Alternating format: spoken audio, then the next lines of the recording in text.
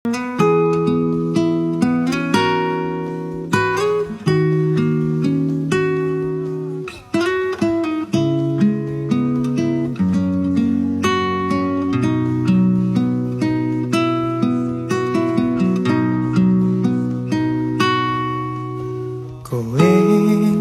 sing ana ning atiku teko tanpa tak kira ning tengah ati sing wis dadi siji ampun dake tresnaku tanpa ngerti apa sebab lan kesalahanku.